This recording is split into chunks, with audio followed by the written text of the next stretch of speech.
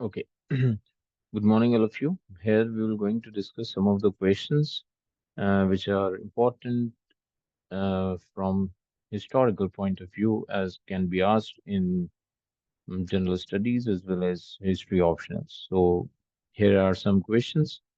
First questions talks about the Chalcolithic site located in Rajasthan. So there are four options: Songaon, Chandoli, Aran, and Ganeshwar.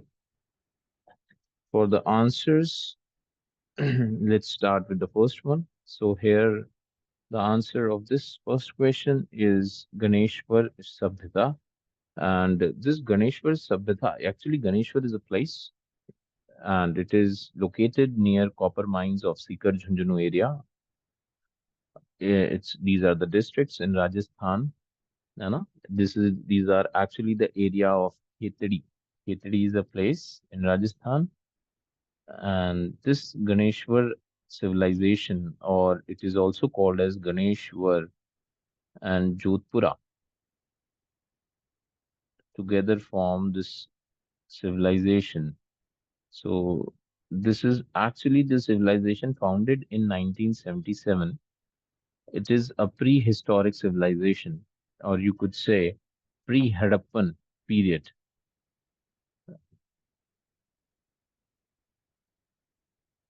So it is of pre-Harappan period. Basically, we have found many sites as 80 sites have been discovered so far, and these are all belong to Chalcolithic culture. I hope you understand the meaning of Chalcolithic, that is copper, related and associated with copper. So that is why this civilization is very, very important. So moving further to our next question, which talks about Sabha and Samiti mentioned in one of which of these Vedic texts as the daughter of Vedic deity. So here are the four options, and the correct answer is Atharved. Atharvaveda में ही लिखा है Sabha and Samiti as the two daughters of Vedic deity. Actually, Sabha का मतलब होता है it is an assembly of elders, basically Brahmins. So it is called in early Vedic period as assembly of elders, and these are general assembly where everyone was participated. So in general, Sabha precedes Samiti, so altogether they called as Sabha Samiti, and most of the historians believe that Sabha comes first or before Samiti. So that is how it goes. So moving on to our next question, that is the third one, which talks about who played an important role in the distribution of Gautam Buddha's Sharir Dhatu, that is relics, after his Mahaparinirvana. Mahaparinirvana is associated with the death of Buddha, right? So किसने भगवान बुद्ध के अवशेषों को सब तरफ फैलाया था? तो इसका करेक्ट आंसर है the third one, that is Mahakashyap. Actually, Mahakashyap had also presided the first Buddhist council, तो इसलिए भी ये फेमस हैं. उसके साथ साथ महाकश्यप जो हैं, right, he was also known as father of Sangha. He became the father of Sangh, that is the monks, after the death of Bhagwan Buddha, and he was also known as the patriarch or father of Chan Buddhism. So that is how he is important,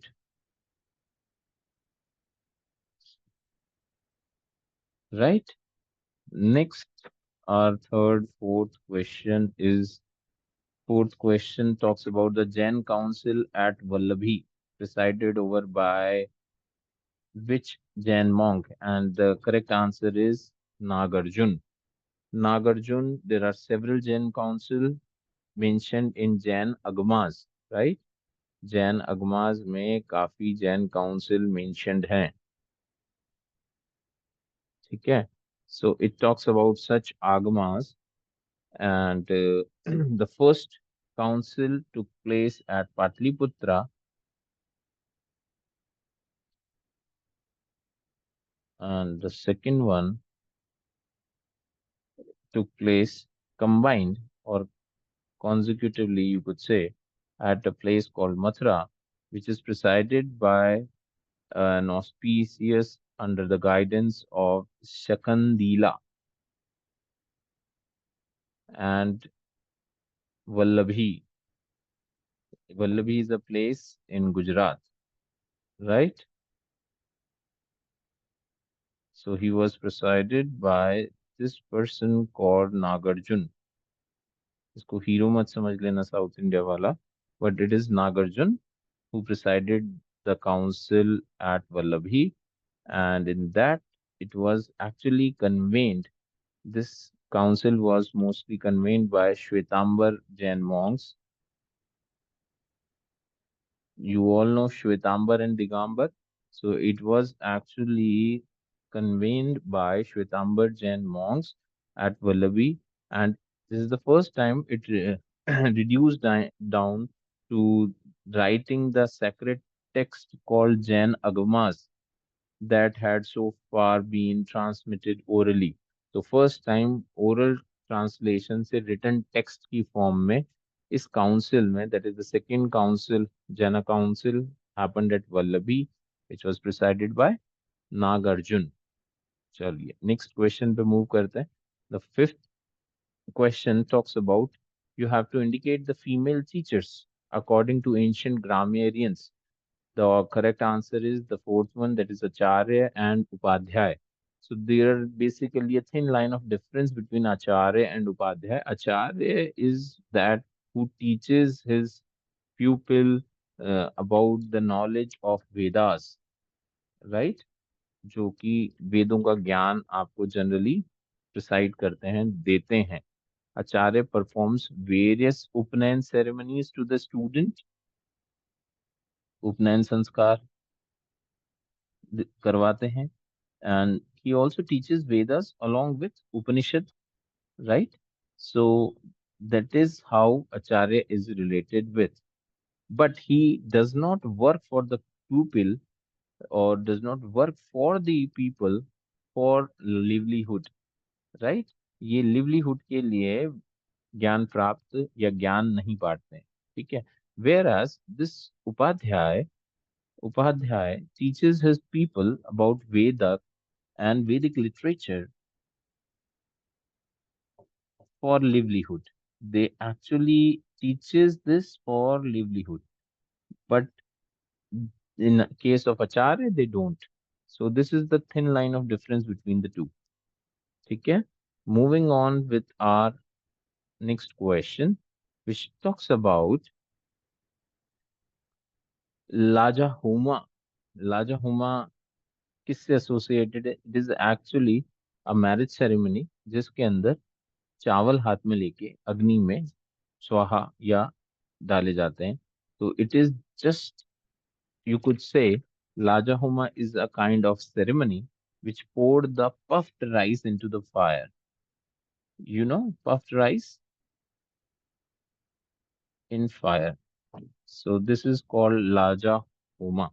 It's an ancient ritual. Next, moving further, talks about our seventh question, right? It talks about कि शाखा और सातवाना period में fix deposit का interest rate कितना था, और ये कहाँ लिखा हुआ है? ये नासिक केव नंबर 10 में लिखा हुआ है. तो इसका इंटरेस्ट रेट था 9 to 12%. सरप्राइजिंग है, but yes, it was actually, this cave number 10 is the second largest viharas and contains 6 inscription of family of Nahapana. नहापाना एक राजा हुआ करते थे, उनके इंस्क्रिप्शन इस केव में मिले हैं, राइट.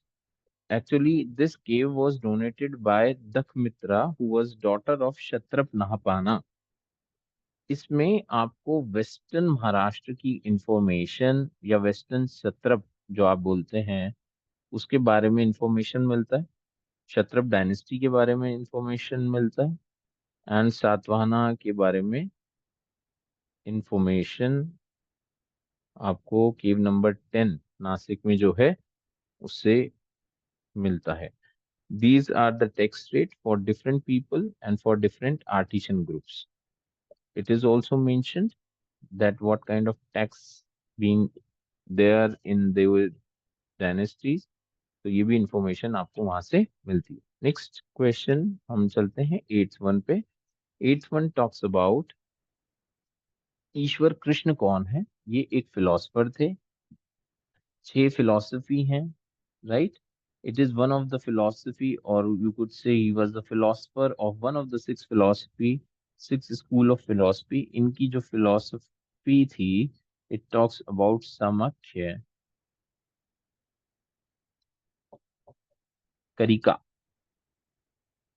समाख्य करिका, ये philosophy है, right?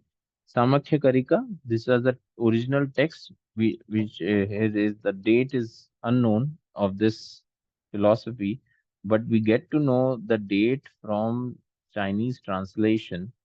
And according to this philosophy came in the period of 569 AD, to your surprise, right? Next important question that we see is कि किस अभिलेख में आपको भारत युद्ध के काल गणना का उल्लेख मिलता है. Bharat, we know Bharat war. Bharat was the ruler. He was a very big ruler fighting with the 10 kings. So we all know the story of Bharat, and that is how being pronounced as, or being pronounced as Bharat Bhumi. So we get this information of Bharat from a whole inscription of Pulkeshwan II. So we have to know who was Pulkeshwan II. He was the Chalukya of Badami ruler. Chalukyas of Badami और वातापी भी कहते हैं इनको. ये वहां के ruler थे, Pulakeshin two. It is a place in Karnataka. So the important thing about this eye hole inscription talks about Pulkeshwan II. This eulogy is actually written by a court poet, Ravi Kriti of Pulkeshwan II, who talks about in detail about an epic called Mahabharat. So यहाँ से आपको महाभारत की यदि एक certain date पता करनी है, तो उसमें ऑथेंटिसिटी मिलती है, क्योंकि इस एहोल इंस्क्रिप्शन में डिटेल इंफॉर्मेशन है about the history of Mahabharat and the Bharat war, which took place in somewhere around 3300 BC, which is actually before Harappan period. So this information authenticate the age of Mahabharat, right? This actually a very fine piece of text, or you could say a eulogy written in Sanskrit language, and the script is actually of this is Kannada. Old Kannada है, पुरानी Kannada script है, but the language is Sanskrit, right? चलिए, फिर हम move करते हैं next question पे. That is the question number 10. इसमें पूछा गया है कि यदि पनिशमेंट दिया जाता था पहले के जमाने में, यानी एंशियंट पीरियड में, तो पनिशमेंट फॉर चोरी, that is theft, is deferred from one two one. किस जाति को सर्वाधिक दंड दिया जाता था? तो इसमें 4 ऑप्शन है. इसका करेक्ट आंसर है ब्राह्मण. और this might be shocking to you, because according to Manusmriti, if a Brahman involved in loot, right? In loot or stealing something, he will forsake his Brahmanhood.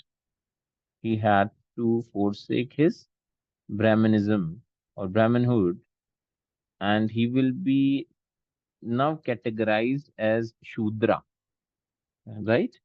So that is how his Varna can be transferred if he had done certain mischief, and he was more severely punished than any other caste.